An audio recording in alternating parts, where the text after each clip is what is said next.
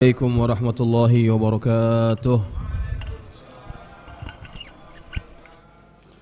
Alhamdulillahi rabbil alamin wa bihi nasta'inu ala umuri dunya waddin wassalatu wassalamu ala asyrafil mursalin sayyidina Muhammadin wa ala alihi wa ashabihi ajma'in. Subhanaka la ilma lana illa ma 'allamtana innaka antal alimul hakim.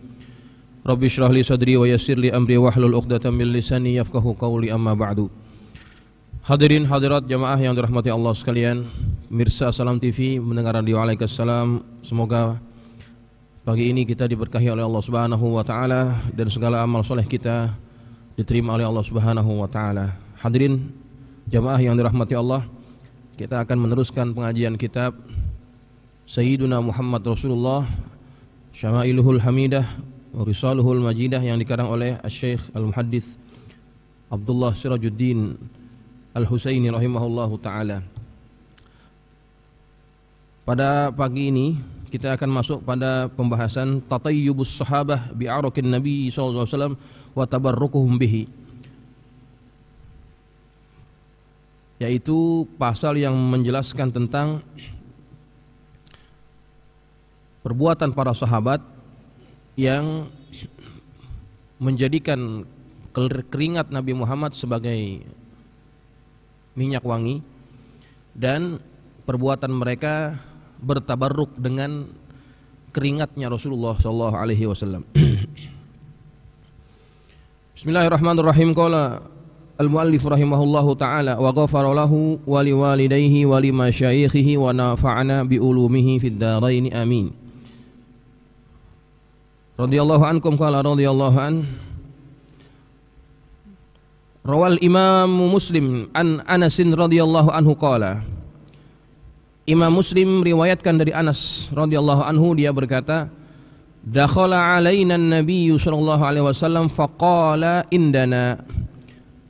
Nabi sallallahu alaihi wasallam masuk ke rumah kami, kemudian Nabi berqailulah, tidur siang.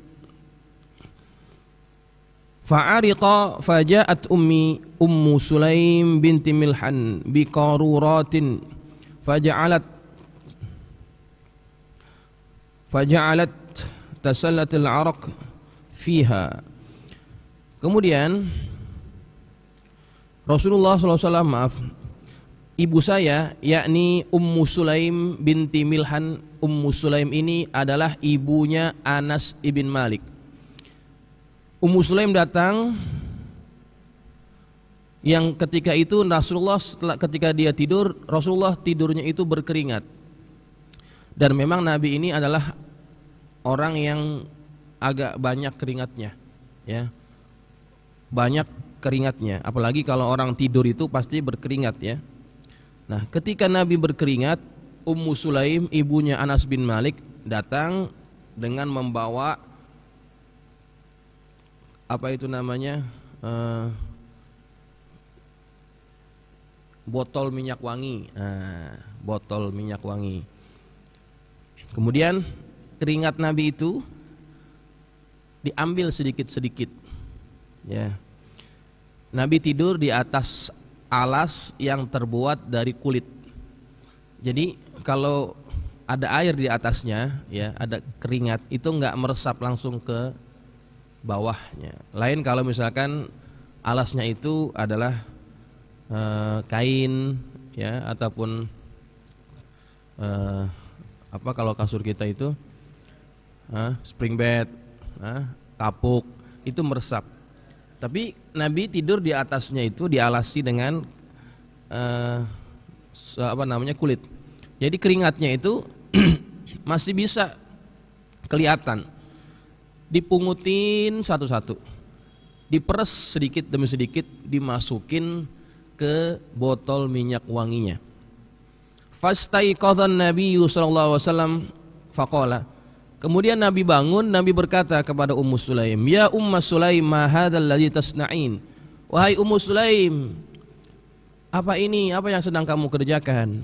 Qalat, kata Ummu Sulaim, hadza araquka naj'aluhu fi tibina.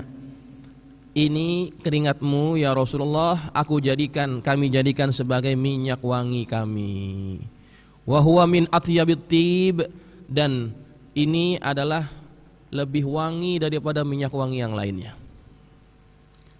Ya Allah, betapa harumnya keringat Rasulullah sehingga Ummu Sulaim, ya, dia ngumpulin keringat Nabi setetes demi setetes, sedikit demi sedikit dimasukkan ke dalam botol minyak wanginya. Ummu Sulaim adalah orang yang senantiasa berada dekat Nabi, dan jadi tahu betul-betul minyak wangi yang paling wangi adalah keringatnya Rasulullah sallallahu alaihi wasallam. Ini riwayat daripada Imam Muslim. Kemudian warawa Muslimun aidan an Anas radhiyallahu anhu qala. Imam Muslim meriwayatkan juga dari Anas ibn Malik, beliau berkata, kana an-nabiyyu sallallahu alaihi wasallam yadkhulu baita ummi Sulaim fayanamu ala firashiha wa laysat fihi. Nabi sallallahu alaihi wasallam masuk ke rumahnya Ummu Sulaim, kemudian dia tidur di atas tempat tidurnya dan Ummu Sulaim tidak ada di situ. Jadi karena Anas dengan Rasulullah itu sangat dekat, jadi biasa itu Rasulullah masuk ke rumahnya Ummu Sulaim dan juga rumahnya Anas, ya. Waktu itu Nabi tidur di atas tempat tidurnya Ummu Sulaimnya tidak ada. Qala faja'a zata yaumin fanama ala firashiha. Ya, kemudian Anas berkata, Nabi satu hari datang ke rumahnya Ummu Sulaim, kemudian Nabi tidur di atas tempat tidurnya. Fa utiyat faqila laha. Dan kemudian dikatakan kepada Ummu Sulaim, hadzan nabiyyu sallallahu alaihi wasallam nama fi baitika ala firashika. Nabi tidur di rumahmu dan tidur di atas tempat tidurmu.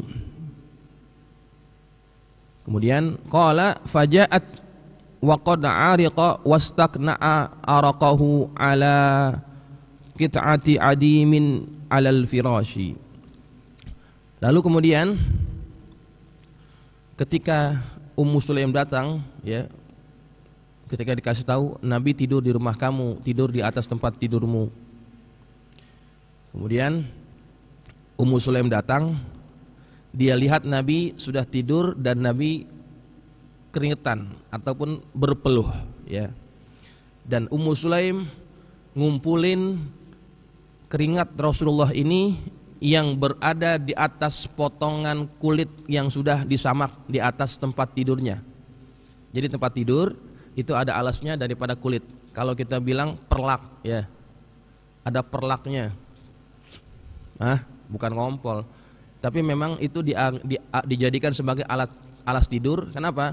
Kalau kita tidur di atas kulit rasanya adem, gitu ya. Kalau orang tidur di atas kulit itu rasanya agak adem sedikit. Nah, jadi dikumpulin minyak keringatnya Rasulullah. Fa fatahat Ummu Sulaim atidaha faja'alat tansifu dzalikal araq wa ta'siruhu ala qawaririha. Kemudian Ummu Sulaim membuka kotaknya. Kalau orang perempuan kan biasa bawa kotak apa itu? Kotak alat-alat perhiasan dia tuh, alat buat make up dia. Dibuka kotaknya, ya. Kemudian dia pindahkan keringat yang tadi sudah diambil, diperas ataupun dimasukkan ke dalam botol minyak wangi yang sudah disiapkan, dimasukkan ke situ. Fafaji'an Nabiyyu sallallahu alaihi wasallam. Kemudian Nabi terbangun. Faqala, Nabi berkata, "Ma tasna'in ya Ummu Sulaim?" Apa yang kamu kerjakan wahai Ummu Sulaim? Faqalat, Ummu Sulaim berkata, "Ya Rasulullah, narju barakatahu li sibyanina." Kami mengharapkan keberkahanmu. Kami mengharapkan keberkahan daripada keringat ini untuk anak-anak kami. Qala, Nabi berkata, "Asabti." Kamu betul. Perbuatan kamu betul, ya. Nah, ini yang namanya tabarruk, mengambil keberkahan. Dan Nabi tidak melarang itu. Apakah ini tidak jadi mengkultuskan Nabi? Tidak. Ini merupakan satu amalan yang memang sudah ada sejak sebelum zaman Nabi lagi, perbuatan bertabarruk ini, ya. Ummu Sulaim ngambil keringatnya Nabi, buat diberikan kepada anak-anaknya supaya keberkahan yang berasal daripada keringat Rasulullah itu juga didapati oleh anak-anaknya. Itu namanya tabarruk. Boleh ya, tabarruk. Sahabat-sahabat yang lainnya pun begitu juga. Mereka sangat berlomba-lomba mendapatkan sesuatu yang berkaitan dengan Rasulullah. Nabi kalau nyukur rambutnya, motong rambutnya, Nabi akan kasih kepada sahabat-sahabat. Enggak dibuang gitu saja, dikasih kepada para sahabat-sahabat. Dan sahabat mereka berebutan. Berebutan. Pernah Nabi memberikan potongan rambutnya itu kepada Sayyiduna Khalid bin Al-Walid. Kemudian rambutnya Nabi yang didapati oleh Khalid bin Al-Walid ini itu disimpan oleh Khalid, dan kalau setiap kali perang itu rambutnya Nabi ditaruh di topi perangnya, di topi perangnya Khalid bin Walid, ditaruh di situ. Ya. Kalau orang sekarang bilang mungkin jimat ya. Ya, orang sekarang mungkin bilangnya jimat. Tapi dia sedang bertabarruk dengan rambutnya Rasulullah. Kemudian satu kali peperangan, helmnya ini ya, topinya ini jatuh. Dalam keadaan genting begitu, topinya jatuh, dia bukan ngurusin musuh, ngurusin helm. Dia nyari betul-betul, dia ambil betul-betul dia punya helmnya itu ataupun topi perangnya itu, langsung buru-buru diambil oleh beliau. Ditanya setelah perang, ente kenapa nyari-nyariin helm, bukan lagi lawan musuh, ente repot banget ngurusin helm. Apa kata Khalid bin Al-Walid? Di helm itulah, di topi itulah ada rambutnya Rasulullah. Setiap kali aku perang, tidak pernah aku kalah. Karena pada helm itu ada rambutnya Rasulullah sallallahu alaihi wasallam. Setiap kali perang, Khalid bin Walid ini dia selalu dijadikan sebagai jenderal perang tuh. Karena hebat strateginya, kepemimpinannya hebat. Setiap kali dia mimpin perang nggak pernah kalah. Di antara rahasianya adalah karena dia selalu bersama dengan rambutnya Rasulullah SAW. Keberkahan itu datang juga kepada dia. Nah, ini yang namanya konsep tabarruk. Sahabat sudah melaksanakan itu, ya sudah mengamalkan itu. Jadi kalau kita lihat sejarah para nabi juga, ketika Nabi Yakub itu kan buta karena terlalu lama sedih ya, berpisah dengan anaknya Yusuf. Kemudian ketika sudah berjumpa saudara-saudaranya ini dengan Yusuf, kemudian kata Yusuf kepada saudaranya, ini kasih baju saya, berikan kepada ayah, suruh usap di wajahnya. Dibawa bajunya Yusuf tuh, bajunya Yusuf dibawa sama saudaranya. Kemudian diberikan kepada ayahnya. Kemudian bajunya itu diusap-usap di wajahnya, ya'ti basira, dia bisa melihat lagi. Nah, bisa melihat lagi daripada baju yang diberikan oleh Nabi Yusuf kepada saudara-saudaranya. Nah, itu juga di antara bentuk tabarruk ya para anbiya. Jadi tabarruk ini bukan perkara yang salah. Setiap orang yang soleh, setiap orang yang dekat dengan Allah, dia memiliki keberkahan. Sumbernya adalah dari Allah. Allah berikan keberkahan itu kepada dia.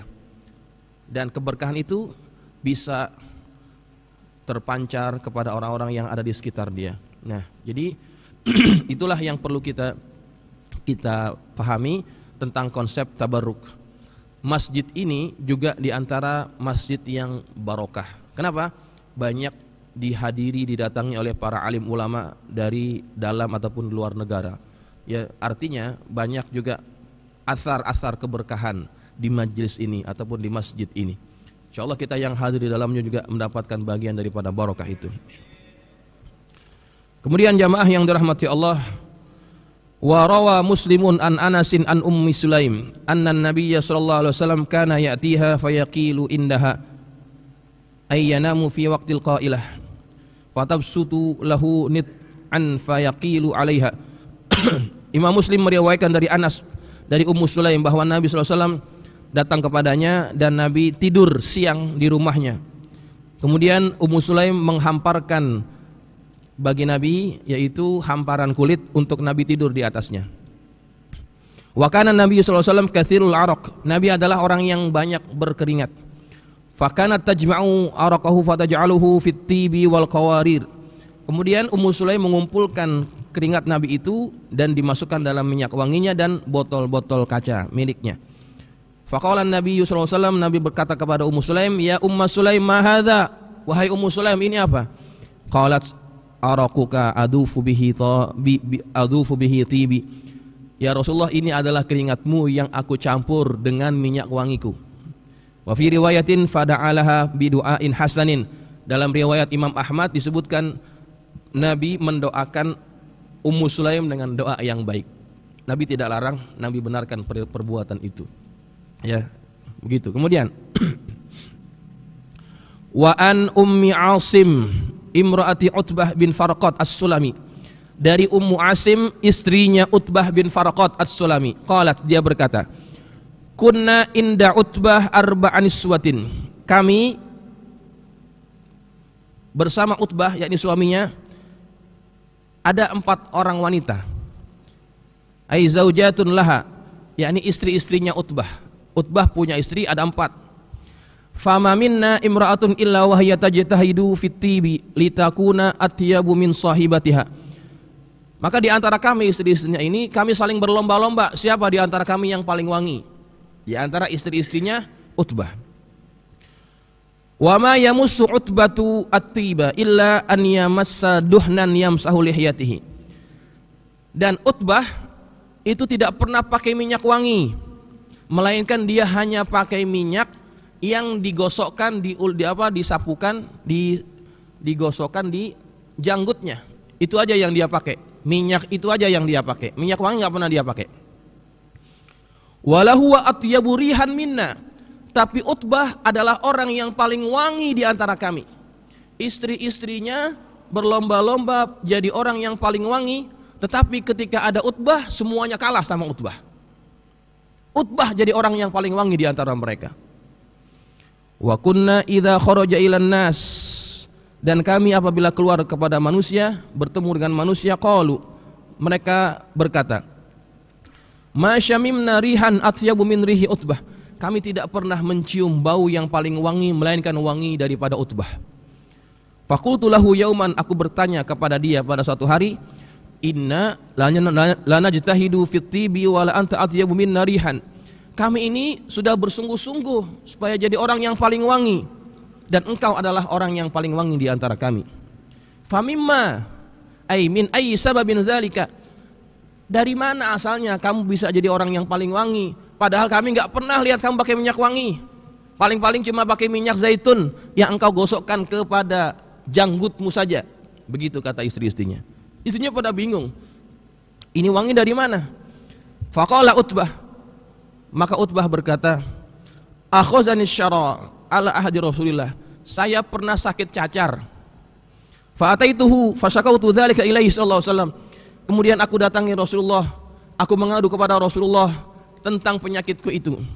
Fa amaroni an atajarrad. Fatajarradtu an thawbi. Kemudian Nabi suruh untuk aku buka baju. Maka aku buka bajuku. Wa qa'adtu baina yadayhi wa alqaitu thawbi ala farji. Kemudian aku duduk di antara Nabi, di hadapan Nabi, dan aku letakkan pakaianku di antara kemaluanku ini. Dikempit pakaiannya di sini. Fa nafatha Rasulullah sallallahu alaihi wasallam fi yadihi. Kemudian Nabi meniupkan di tangannya. Tsumma masaha zahri wa batni bi yadihi. Kemudian Nabi mengusap punggungku dan juga perutku dengan tangannya. Fa abiqa bi hadzal tib min yauma idzin.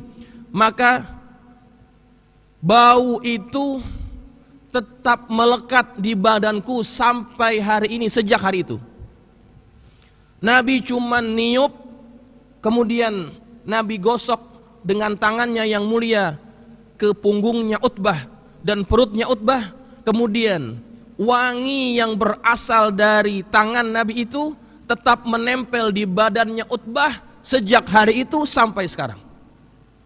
Utbah kalau jalan kemana-mana dia jadi orang yang paling wangi gara-gara pernah diolesin badannya dengan keringat yang menempel di tangannya Rasulullah sallallahu alaihi wasallam. Masya Allah, ini adalah satu kemuliaan yang Allah berikan kepada sahabat Nabi, yaitu Utbah. Bayangkan, istrinya udah pada lomba-lombaan untuk jadi orang yang paling wangi, tapi ketika ada Utbah semuanya kalah. Semuanya kalah dengan wangi yang berasal daripada tubuh Utbah bin Farqat As-Sulami. Masya Allah. Maka jamaah yang dirahmati Allah, itulah diantara perbuatan Nabi kepada para sahabatnya, dan membekas wangi yang berasal daripada tapak tangannya Nabi pada tubuh badannya sahabat Rasulullah SAW. Wa akhraja Abu Ya'la at-Tabrani min hadits Abi Hurairah fi qissatil ladzi ista'ana bin Nabi sallallahu alaihi wasallam ala tajhiz ibnatihi falam yakun indahu syai'un fastada'a Rasulullah sallallahu alaihi wasallam biqaruratin ay ina'in saghirin fasallat lahu fiha min araqihi faqala lahu. Abu Ya'la dan At-Tabrani mengeluarkan hadis daripada Abu Hurairah dari kisah yang mana ada seseorang yang minta tolong dengan Nabi untuk menguruskan anak perempuannya, dan dia tidak memiliki seorang pun di situ. Kemudian Nabi minta untuk didatangkan satu qarurah atau bejana kecil, tempat kecil. Kemudian dari tempat kecil itu meneteslah keringat Rasulullah. Wa qala lahu, maka kemudian Nabi berkata kepadanya, murha faltatib bih. Kata dia, bawa, wangikan anakmu ini dengan keringat yang berada di tempat ini. Ya, keringat Nabi sudah bercampur di situ. Nabi suruh, coba kamu pakaikan anakmu, gosokkan dia dengan minyak wangi, minyak yang berasal daripada keringatku ini. Jadi anak yang tadi diuruskan jenazahnya itu setelah dimandikan dikasih minyak wangi yang berasal dari keringatnya Nabi. Fakanat idza tatayyabat bihi syamma ahlul Madinah raihata dzalika tib fashummu baital mutayyibin. Ketika sudah dipakaikan anak ini dengan minyak wangi yang berasal dari keringatnya Rasulullah, itu satu Madinah dapat mencium bau yang harum yang berasal dari tubuhnya, dan rumah-rumah tukang minyak wangi semua bisa mencium bau yang kalau kita ada di toko minyak wangi kan biasanya itu udah bau wangi aja kan, karena toko minyak wangi banyak minyak wangi di situ pasti wangi.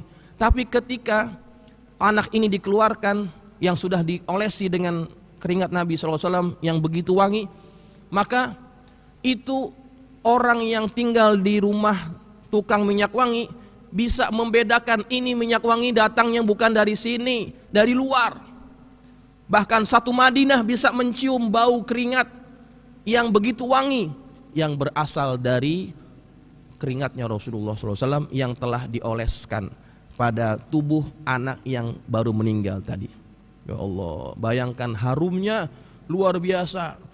Satu Madinah bayangkan bisa mencium bau yang harum itu. Alangkah harumnya. Makanya jamaah yang dirahmati Allah, inilah diantara mukjizat Nabi kata Muhammad SAW. Jangankan itu, jangan Nabi. Pernah terjadi banjir besar di Madinah ya. Tepatnya di pemakaman syuhada Uhud. Kalau kita pergi ke pemakaman syuhada Uhud yang sekarang itu sebetulnya bukan di situ aslinya, dia agak ke bawah. Di bawah itu pernah terjadi banjir. Ketika terjadi banjir besar, itu jasad-jasad syuhada Uhud itu terangkat ke atas. Kemudian ketika terjadi banjir itu dan jasad-jasad mereka terangkat ke atas, terbuka ya. Itu satu Madinah wangi, Pak. Satu Madinah wangi begitu harum. Mereka pun kebingungan dari mana sumber bau yang harum ini. Ternyata sumber harum itu berasal dari tubuh jasadnya para syuhada Uhud yang jasadnya terkena banjir dan keluar, ya. Dan didapati jasad mereka masih mengalir darahnya seperti baru meninggal. Akhirnya dipindahkan ke tempat yang sekarang yang sudah agak lebih tinggi sehingga selamat daripada banjir. Nah, itu baru sahabat. Bagaimana dengan Rasulullah sallallahu alaihi wasallam? Betapa wanginya Rasulullah sallallahu alaihi wasallam. Mudah-mudahan kita dapat mencium harum badannya Rasulullah sallallahu alaihi wasallam, baik nanti di akhirat ataupun di dunia ini. Kita berharap dapat mencium bau yang harum daripada Rasulullah sallallahu alaihi wasallam. Al-Fatihah. A'udzubillahi minasyaitonir rajim. Bismillahirrahmanirrahim.